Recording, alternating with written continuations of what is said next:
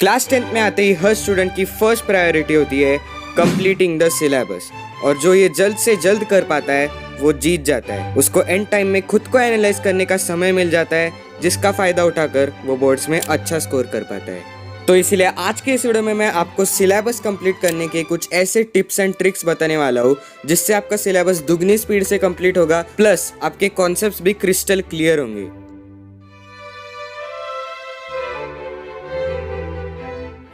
मैंने अपना सिलेबस नवंबर के एंड तक खत्म कर दिया था, इसीलिए मैं जनवरी और फरवरी के महीने में जमकर क्वेश्चन प्रैक्टिस कर पाया। तो अभी मेन मुद्दे पर आते हैं। टिप नंबर 1 है make a chapter wise time table, set a deadline and divide the chapters according to the time remaining till the deadline. कुछ ज्यादा इंग्लिश हो गई, अभी मैं आपको सिंप्लीफाई करके बताता हूँ। देखो, सबसे पहले तो आपको एक डेडलाइन सेट कर लेनी है कि इस मंथ के इस टाइम पीरियड तक आपका सिलेबस कंप्लीट हो जाना चाहिए। फॉर एग्जाम्पल मैंने कहा आपका पोर्शन नवंबर के एंड तक खत्म हो जाना चाहिए, तो नवंबर के एंड तक अभी कितने महीने बाकी है? अगस्त, सितंबर, अक्टूबर, नवंबर, 4 महीने में आपको आपका रिमेनिंग पोर्शन कंप्लीट कर देना है। फिर आपको डिवाइड करना है कि एक महीने में कितने चैप्टर्स होने चाहिए, फिर एक वीक में कितने चैप्टर्स होने चाहिए, ये सब आपको लिख के रखना है। देखो, इससे आपको ओवरऑल आइडिया आ जाएगा कि आपको किस स्पीड से अपना सिलेबस कंप्लीट करना है और कितनी ज्यादा पढ़ाई करनी है। आप कहोगे यार ये टाइम टेबल बनाने के लिए तो हर कोई बोलता है, हमें कुछ तो अलग बताओ। तो अभी आगे आने वाले जो टिप्स मैं आपको बताने वाला हूँ वो आपको पूरे YouTube पे कहीं पे भी नहीं मिलेंगे। तो टिप नंबर 2 है do it all once. NCERT reading, lectures और नोट्स, ये सब आपको एक साथ करने की कोशिश करनी है। तो अभी मैं आपको एक एग्जांपल से समझाता हूँ। तो फॉर एग्जांपल आप साइंस में लाइट चैप्टर पढ़ रहे हो और उसका लेक्चर आप YouTube पे देख रहे हो। तो जैसे ही लेक्चर में आपका एक टॉपिक एक्सप्लेन करके हो जाएगा, उसी टॉपिक को आपको NCERT से रीड करना है और साथ ही साथ अंडरलाइन भी करते जाना है जो जो इंपॉर्टेंट पॉइंट्स है, और फिर उन इंपॉर्टेंट पॉइंट्स को आपको अपने नोट्स में लिख देना है। यानी कि एक ही साथ आपके कॉन्सेप्ट्स भी क्लियर हो रहे हैं उस लेक्चर से, उसके बाद NCERT की रीडिंग भी हो रही है और आपके नोट्स भी बन रहे हैं। यानी कि 3 बार आपका रिवीजन भी हो जाएगा उस चैप्टर का।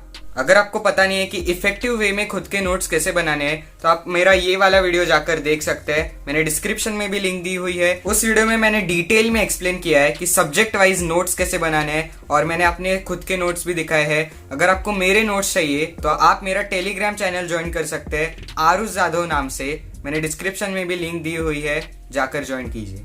तो अभी टिप नंबर 3 की ओर बढ़ते हैं, जो कि है make notes in the form of questions.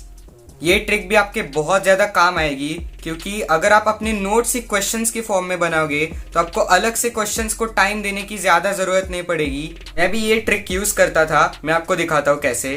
For example ये है मेरे मिनरल्स एंड एनर्जी के इंपॉर्टेंट क्वेश्चंस।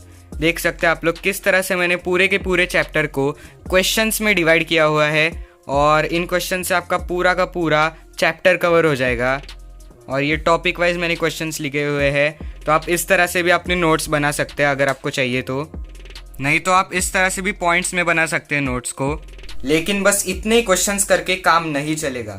अगर आपका एम सच्ची में बोर्ड्स में अच्छा स्कोर करना है तो आपको CBSE के पैटर्न को समझना पड़ेगा, और एग्जाम में आंसर्स कैसे लिखने हैं ये आपको सीखना पड़ेगा। तो इसमें आपकी हेल्प करेंगे फिजिक्स वाला के question and concept banks. In question bank से आपको ये पता चलेगा कि CBSE का एग्जाम पैटर्न एक्चुअल में आएगा कैसा, और किस टाइप के क्वेश्चंस आपको ज्यादा देखने को मिलेंगे।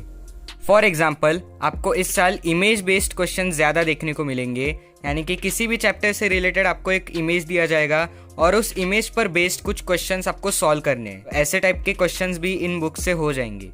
इन क्वेश्चन बैंक्स में आपको हर चैप्टर के कॉन्सेप्ट मैप्स भी मिल जाएंगे, यानी कि आप लोग उनका यूज करके उस चैप्टर को पूरा का पूरा रिवाइज कर सकते हो और फिर उसके क्वेश्चंस भी सॉल्व कर सकते हो।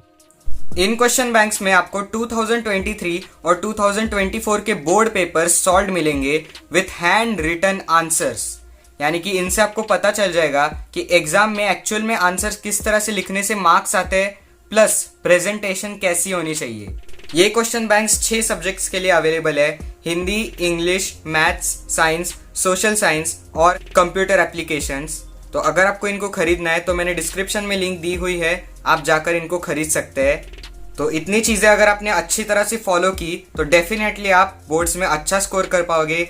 लेकिन एक आखिरी चीज बचती है जिसके बिना बोर्ड्स में अच्छा स्कोर करना इम्पॉसिबल है, तो वो चीज है कंसिस्टेंसी। ये बात मैंने पिछले कई वीडियोस में भी आपको बताई है कि कंसिस्टेंसी के बिना कुछ भी नहीं हो सकता है।